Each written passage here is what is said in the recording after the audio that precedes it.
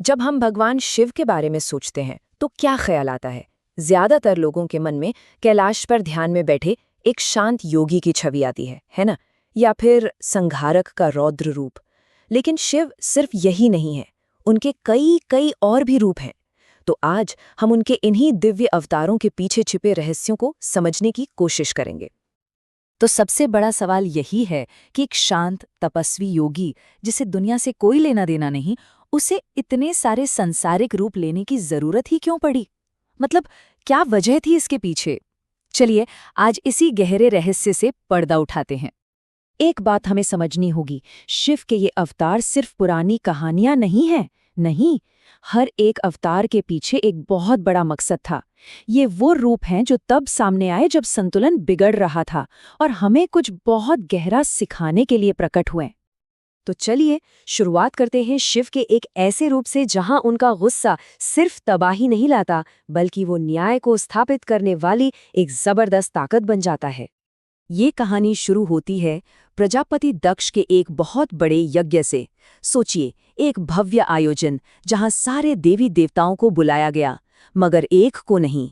और वो कौन थे? उनके अपने दामाद भगवान शिव। अब देखिए, शिव ने सती को जाने से मना किया था, पर वो फिर भी अपने पिता के घर गई। उन्हें उम्मीद थी कि शायद सब ठीक हो जाएगा, लेकिन वहां स्वागत तो दूर, उनका भयंकर अपमान हुआ। दक्ष ने भरी सभा में सबके सामने शिव के लिए बहुत अपमानजनक बातें कही। अपने पति का ये अपमान सती से बर्दाश्त नहीं हुआ। वो इस पीड़ा को सह नहीं पाईं और उन्होंने उसी यज्ञ की पवित्र अग्नि में कूदकर अपने प्राण दे दिए, खुद को भस्म कर लिया। लेकिन अपने प्राण त्यागने से ठीक पहले उन्होंने शिव से एक वादा किया। उन्होंने कहा कि वो अगले जन्म में भी उन्हीं की पत्नी बनेंगी। और जब शिव तक ये खबर पहुंची तो जरा सोचिए क्या हुआ होगा। उनका दुख, उनका दर्द एक भयानक क्रोध की ज्वाला में बदल गया। उन्होंने गुस्से में अपनी एक जटा उखाड़कर जमीन पर पटकी और उसी पल उससे प्रकट हुए वीरभद्र, जो कोई और नहीं बल्कि खुद शिव के क्रोध का जीता जागता स्वरूप थे। वीरभद्र का मकसद एकदम साफ था, कोई सवाल नहीं, कोई देरी नहीं। उन्होंने पलक झपकते ही उस पूरे यज्ञ को तहस नहस कर डाला और दक्ष के अहंकार की सजा देने के लिए उसका सिर धड़ से अलग कर दिया। न्याय हो चुका था। तो ये तो थी क्रोध और न्याय की कहानी। अब शिव के एक बिल्कुल अलग रूप की बात करते हैं, एक ऐसे रूप की जहां वो एक दिव्य गुरु हैं, जो अपने ही भक्तों की कठिन परीक्षा लेते हैं। ये कहानी हमें ले चलती है महाभारत के समय में। उस वक्त पांडव अर्जुन दिव्य अस्त्रों को पाने के लिए बहुत कठोर तपस्या कर रहे थे। अब शिव ने सोचा कि क्यों ना अर्जुन की परीक्षा ली जाए, तो वो खुद एक साधारण से शिकारी यानी किरात का भेष बदलकर उनके सामने पहुंच गए। हुआ ये कि एक जंगली सुअर के शिकार को लेकर दोनों में बहस छिड़ गई। अर्जुन ने कहा, ये मेरा शिकार है। शिकारी ने कहा, नहीं, ये मेरा है। बात इतनी बड़ी कि दोनों में भयंकर युद्ध शुरू हो गया। अर्जुन उस युग के सबसे बड़े धनुर्धर, उन्होंने अपनी पूरी ताकत लगा दी, पर कमाल की बात देखिए, वो उस मामूली से दिखने वाले शिकारी से हार गए। और तभी अर्जुन की नजर एक चीज पर पड़ी। उन्होंने सुबह जो फूल शिवलिंग पर चढ़ाए थे, वही फूल उस शिकारी के सिर पर सजे हुए थे। बस ये देखते ही अर्जुन को सब समझ आ गया। उन्हें एहसास हुआ कि वो किसी और से नहीं बल्कि खुद महादेव से लड़ रहे थे। एक पल में उनका सारा घमंड, सारा अहंकार टूटकर बिखर गया और वो शिव के पैरों में गिरकर माफी मांगने लगे। और देखिए, यही इस अवतार का असली सबक है। जैसे ही अर्जुन का अहंकार टूटा और उन्होंने विनम्रता दिखाई, वो उस दिव्य शक्ति को पाने के लायक बन गए।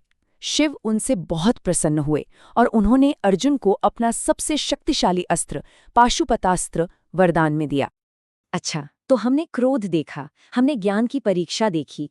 अब हम शिव के एक ऐसे अवतार की बात करेंगे जो शायद हम सबके लिए सबसे ज्यादा जाना पहचाना है। एक ऐसा अवतार जो निस्वार्थ भक्ति और सेवा की मिसाल है।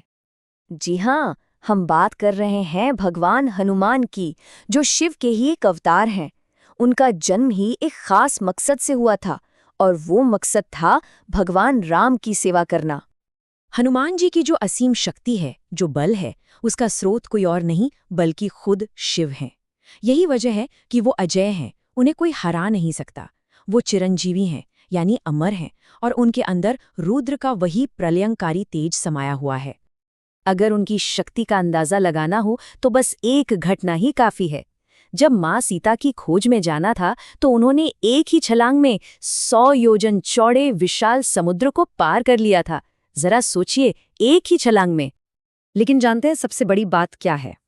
इतनी ताकत, इतनी शक्ति होने के बावजूद हनुमान जी ने कभी भी इसका इस्तेमाल अपने फायदे के लिए नहीं किया। कभी नहीं।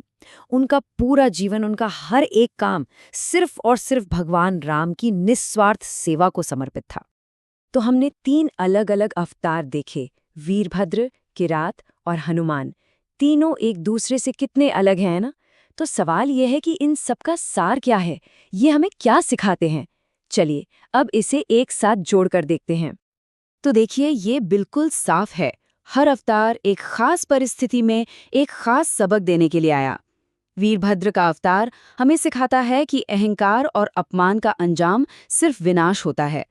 किरात का रूप ये दिखाता है कि असली दिव्य ज्ञान ताकत से नहीं बल्कि विनम्रता से मिलता है।